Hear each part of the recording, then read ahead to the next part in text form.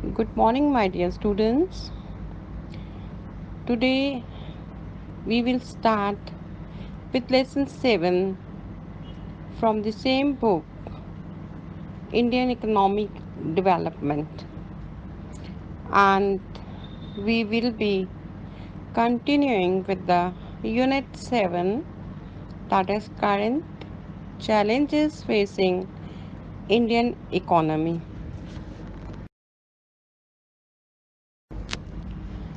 This is your chapter number 7, that is human capital formation in India. Under this chapter, you will come to know about the meaning of human capital, difference between human capital and physical capital, sources of human capital formation, role of human capital formation, human capital formation in India, problems of human capital formation in India, and why is government intervention necessary in education and health sector.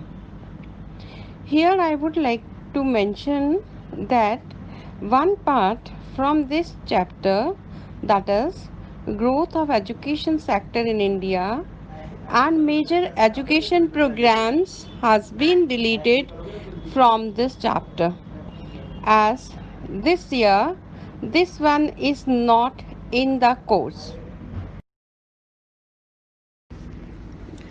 Now let us start with the meaning of human capital. You know, like other resources, just like land, machine, buildings, population is also a resource which is called human resource. Now you must be thinking how. Population becomes human capital when investment are made in the form of education and health. At present, you all are getting education, and if you are ill, you are being treated you are being treated for that. So when the existing human resource is further developed by spending more on health and education, we call it human capital formation. Is that clear? If our parents are spending more on our education or on our health, then we are called as human capital formation, because some changes is being made on we people.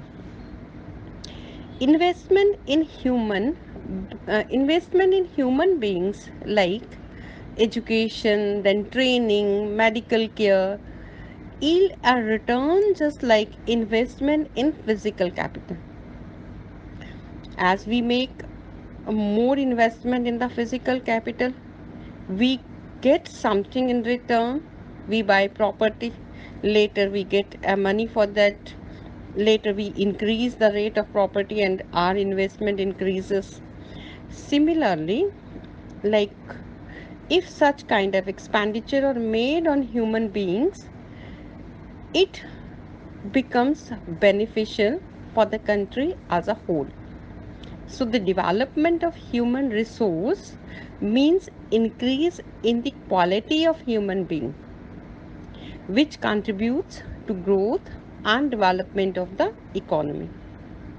So in this chapter, we will understand what is basically human capital and how it is different from physical capital, how people become resource, and what is the role of human capital in economic development, what are the achievements in the fields of education and health in India since independence. But as I told you earlier, the part of education from this chapter now have been deleted. So we'll talk only of the health factor. So what basically we mean by human capital? It is defined as the knowledge, ability, skill, and physical capacity of the people which help them to produce more. The process of improvement in human capital is termed as human capital formation. Clear? In this process, human capital formation, the number of skilled, educated, and experienced persons increases who contributes to the nation's economic development. Population becomes human capital when investment is made in the form of education and health. Thus, human capital formation involves investment in man. So, we can say in short, human capital is a stock of skills and productivity, knowledge embodied in human beings. Is that clear? Now, let us understand the difference between human capital and human development.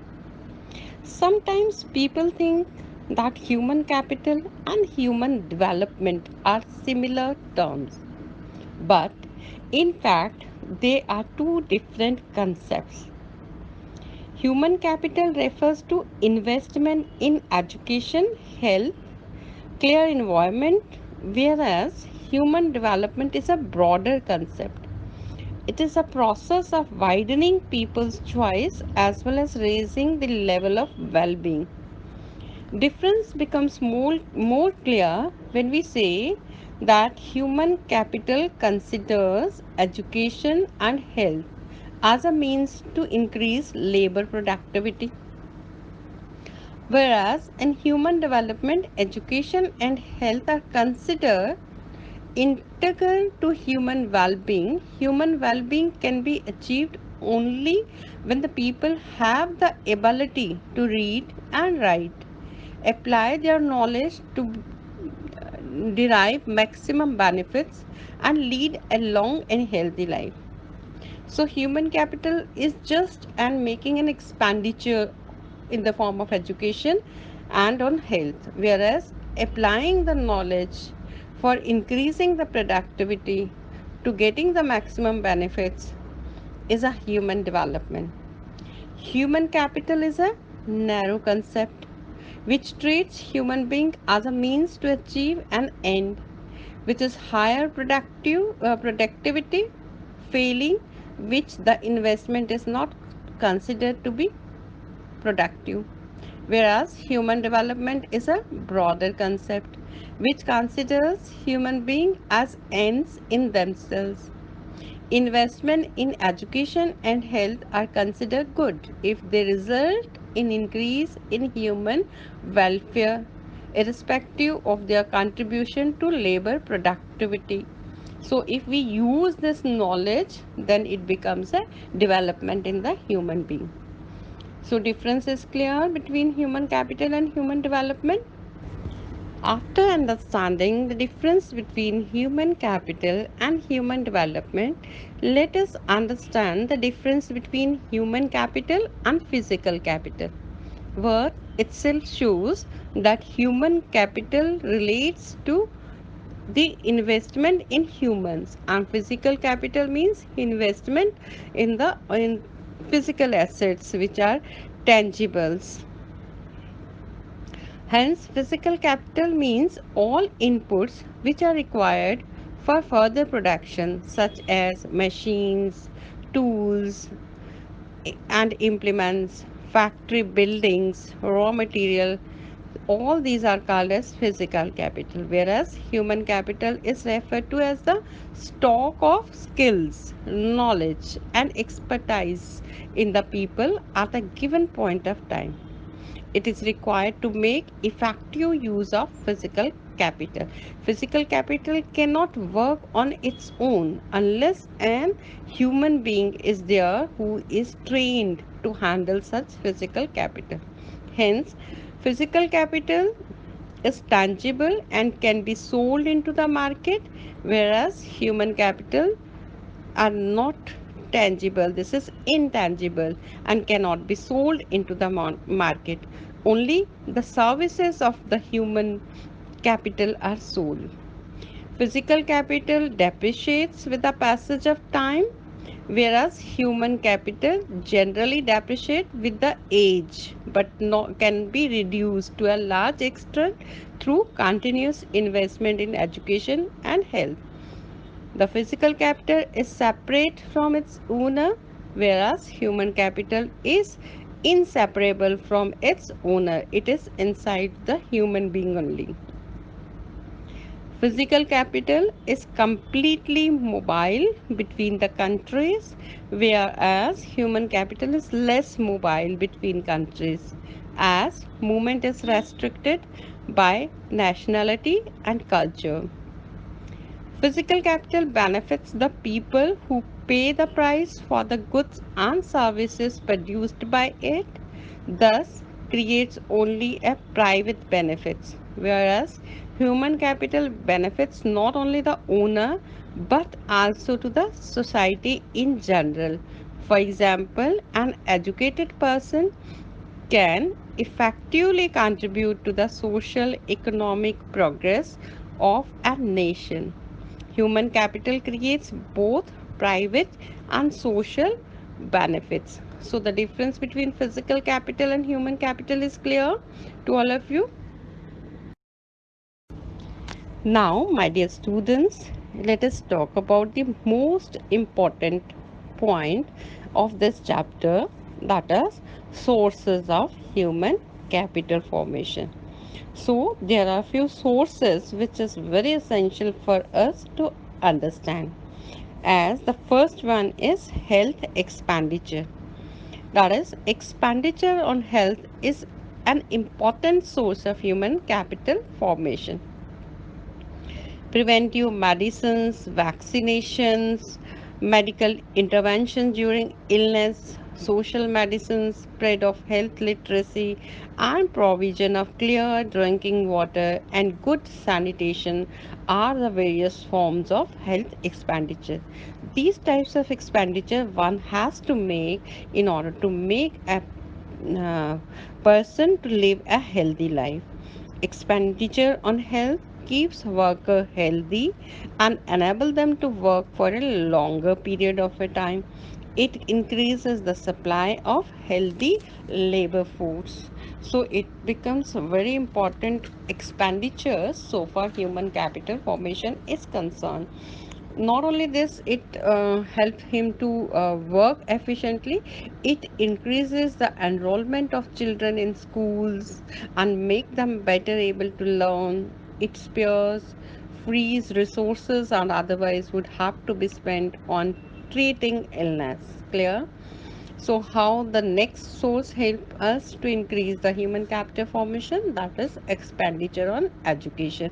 Here we have to understand this point because this is one of the source of human capital formation. So, investment in education is another major source of human capital formation. Expenditure on education converts human being into human capital.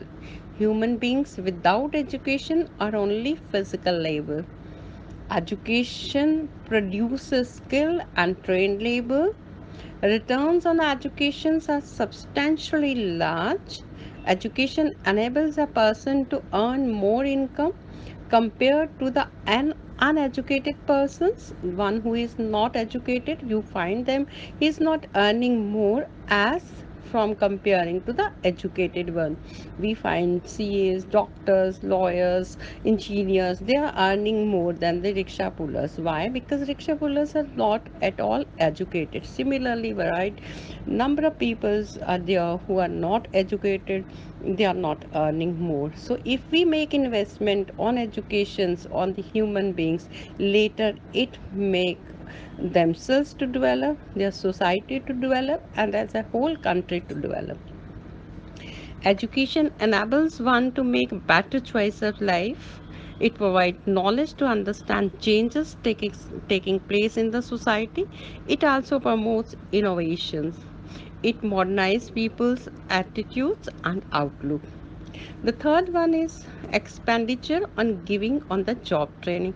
This is not only the education's expenditure is to made on the education. If a person is in the job, in order to update him, there is more training required. So such training, if we make an expenditure on such kind of training, he becomes more skilled one. So expenditure regarding on the job training is also a source of human capital formation, as the returns of such expenditure in the form of increased labor productivity more than the cost of it. If we made a little bit of cost on giving them training, it increases the productivity later on. So, on the job training may assure two forms: training in the firm itself under the supervision of skilled employee, or off campus training of the workers at other place. Then there is an expenditure on migration. People migrates from one place to another to find jobs that brings them higher income salaries as compared to their native incomes. Rural unemployment people migrate to urban areas in search of jobs in our country. Professionals like doctors, engineers migrate to other countries for higher salaries. Migration in both these cases involve cost of transport, higher cost of living in the migrated places, and cost of living at a stranger places, because they have to spend for the living, for eatables, for having food, and all other facilities also at the other place, that is once they migrated. But if they will not leave their area where they are not getting good opportunity, then it is not called as a human capital formation. If we make keep on making expenditure on the migrations, that is wherever they get higher salaries, wherever they show their professions, it is good. So the increased earnings at the new place outweigh the cost of migration. Therefore, expenditure on migration is also considered as a source of human capital formation. And lastly, we'll talk about expenditure on acquiring information about the labor market. So, people who spends money to acquire information about the labor market, for example, people want to know about the wages and salaries in different types of jobs. They also want to know about various educational institutions, whether they are imparting right types of educational skills or not. If yes, at what cost? This information is necessary to make decisions regarding investment in human capital, as well as for efficient utilization of the acquired human capital stock. Thus, expenditure incurred for acquiring information relating to the labor market is also a source of human capital formation. If they keep on getting this information, they themselves update and do better for the society. So, in short, today we have learned the meaning of human capital, how it is different from human development. Then we have understood about the physical capital and human capital. And the most important, we have understood or we have learned about the sources of human capital formation. I believe you have understood my lecture. So,